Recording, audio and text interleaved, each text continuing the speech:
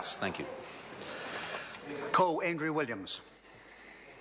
Thank you, Mr. Speaker. Take a call on the South Taranaki District Council Coal Creek Rural Water Supply Bill. And it's very timely that this bill's in the House today discussing water supply, when on the front page of the Dominion today we see that the capital city has about 20 days of water in reserve in the dams in the catchment areas of the Wellington area, and that they will have to start drawing on the water from the Hutt River in order to supply the capital should the dams reduce in volume much more in the coming weeks with the ongoing drought conditions.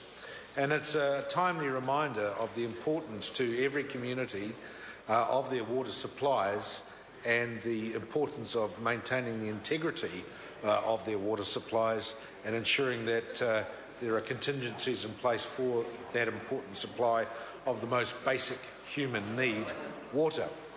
In this respect, the Coal Creek rural water supply in particular is there to supply rural properties and farms in the Coal Creek area of South Taranaki, and it goes back historically several decades to when it was put in under the old Egmont County Council in conjunction with the local farmers and people of the district, and it did receive a sizable grant from the government of the order of $1.3 million to help install the water supply system.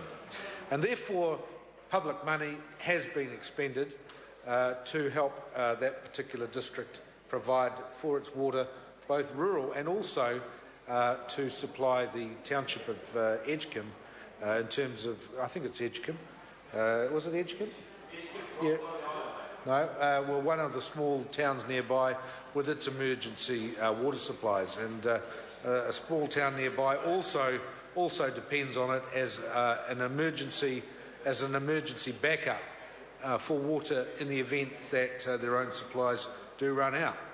So therefore, this whole scheme, while it's been put forward by the government and by the member, Chester Burrows, in terms of being particularly a scheme by the farmers, for the farmers, on behalf of the farmers, and for the sole benefit of the farmers, does supply an emergency benefit to that local urban community as well in times of need. And that need, you don't know, could well be in the near future because we are experiencing increasing drought conditions in this country.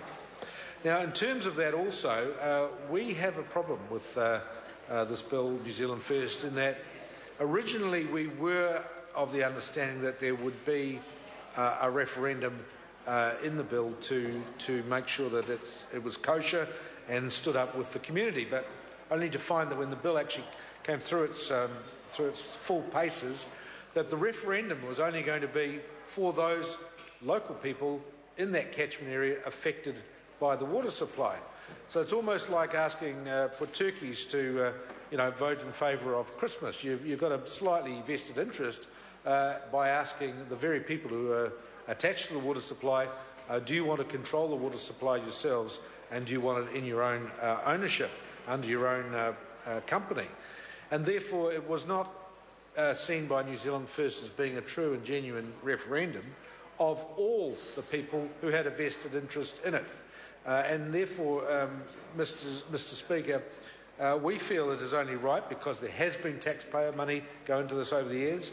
There has been support from the District Council in terms of technical support, in terms of administrative support, in terms of resources from the local District Council, in terms of making sure that the water supply and that particular catchment supply did continue to operate. There has been a local interest involved, and therefore, quite rightly, we believe it should be the greater South Taranaki district that has a referendum to say, do you want this to remain in public ownership in the hands of the South Taranaki District Council, or do you feel that this particular area of Coal Creek Rural Water Supply should be handed over to those particular farms and particular people in that locality? And again, we've heard from other speakers this evening to say, well, what is the government really worried about? It seems that every time the government is faced with a question about democracy, they shy away from it. We've seen that they don't want to face democracy in Canterbury with the regional council down there. They didn't want to face democracy when it came to the question of creating the super city in Auckland, and where that was railroaded through without any democratic vote by the people of Auckland, whether they wanted it or not. And it just seems to be that every time something comes up where a question of, well, let's ask the people what they think, this government always seems to just take the attitude, we don't want to know what the people think, we don't want to know what their opinion is, we will just do it how we want to do it, and blow the opinions of the local people.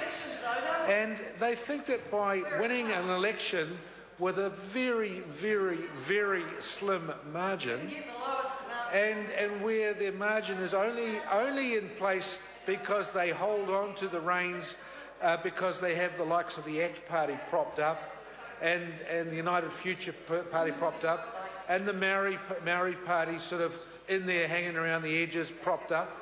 They think that they have a mandate to do this, along with the sale of state assets as well, when in actual fact, a huge, huge number of New Zealanders are saying, we're not that happy about this. We're not that happy about our democratic rights in this country being undermined, and the rights of the people to have a say in what is determined for them, to have their vote. And therefore, New Zealand First cannot support this private member's bill, or this local bill as it stands, because it simply is depriving the people in that area of the right to say, should this water be under our control, or should we take it out and privatise it?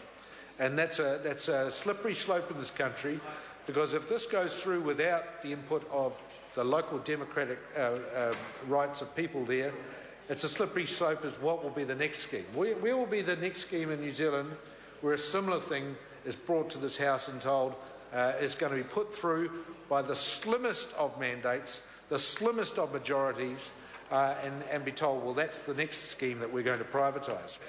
And in that respect, Mr. Speaker, I think it's time that the National Party started listening to the people out there, because increasingly people are saying this is an arrogant government.